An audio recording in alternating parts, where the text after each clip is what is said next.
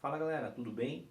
Então vamos lá para nossa aulinha aí, nós vamos falar do diagrama do espaço versus tempo no movimento uniformemente variado. Bom, para lembrarmos então, quando nós falamos de espaço versus tempo, é a relação entre a posição do corpo e o instante, ou seja, onde se encontra em determinado instante, certo?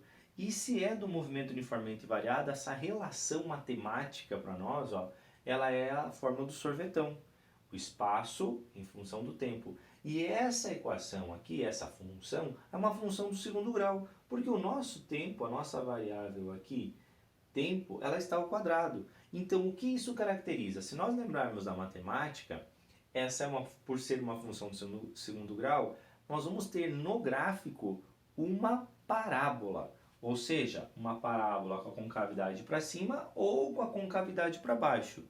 Eu já realcei alguns pontos para termos aí algo para trabalhar. Quando que a concavidade é para cima?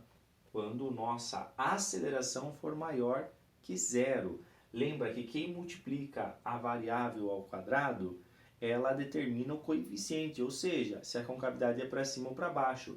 Que lá na função de segundo grau, a gente percebe que também é A, mas lá é só um coeficiente. Para nós aqui, o A é a aceleração, certo, gente? Então, quando a aceleração é maior que zero, nós temos a concavidade para cima. Quando a aceleração é menor que zero, nós temos a concavidade para baixo. Outro ponto importante. Quando nós temos esse ponto é um instante zero, é um instante inicial. Então, no instante inicial, ele está na posição inicial. Então, sempre quando ele estiver tocando o eixo do espaço, ele está na posição inicial. Professor, pode ter alguma coisa aqui para o lado esquerdo? Não. Por que não pode?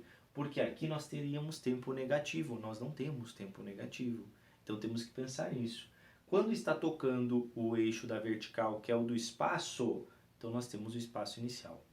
Ok? Nos dois casos, indiferente da aceleração ser positiva ou negativa. Outra situação.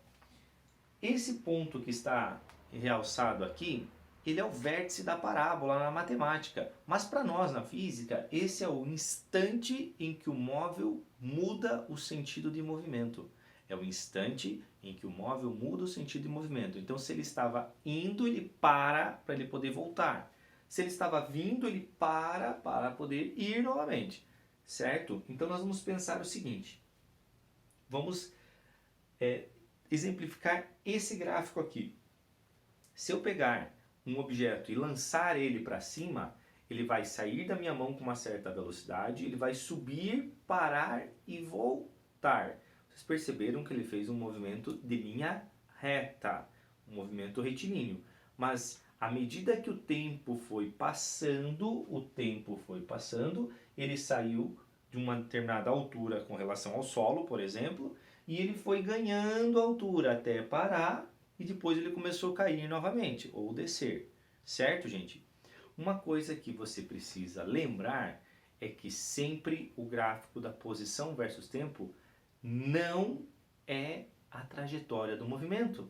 Não é a trajetória do movimento. Eu lancei, ele fez uma trajetória retilínea e aqui você tem um gráfico que é uma parábola, certo? Então ele apresenta a relação entre o espaço, posição ocupada, e o tempo, o instante que ele está, certo, gente? Então não dá para confundir. Outra situação, o que nós temos aí, outra característica importante, é que se você perceber, à medida que vai passando o tempo, ele está se aproximando da origem ou se afastando. Um macete para saber se o movimento é progressivo ou retrógrado é que, se nós traçarmos uma reta tangencial em cada ponto da parábola, nós vamos ter uma reta nesse lado assim, nesse ponto, que a velocidade é zero, paralelo ao eixo tempo, e desse lado uma reta para cá. Então, se você lembrar, aqui uma reta seria uma função decrescente. Teu coeficiente é negativo, certo?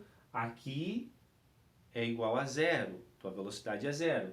E aqui a tua velocidade é crescente, ou seja, velocidade positiva.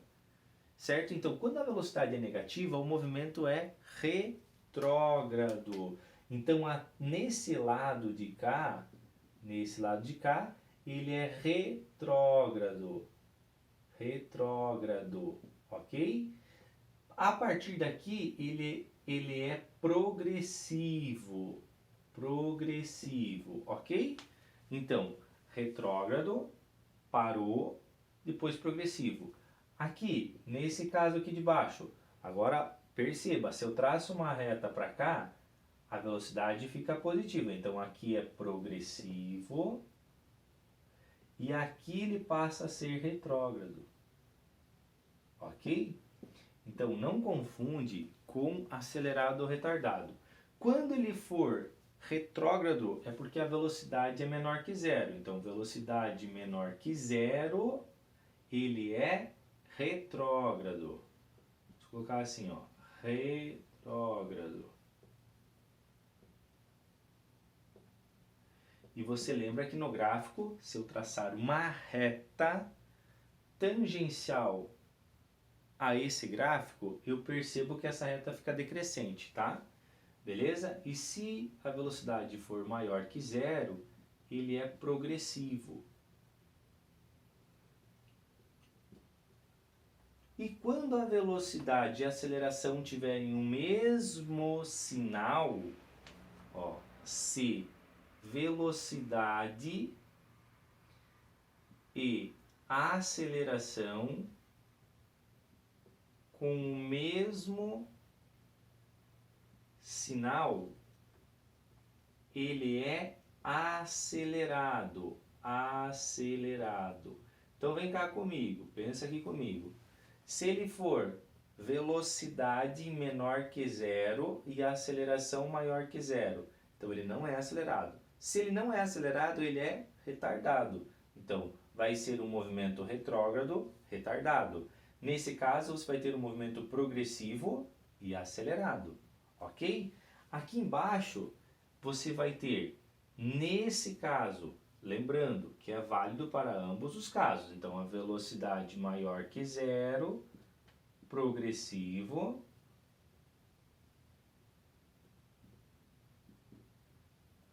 e a velocidade menor que zero, retrógrado.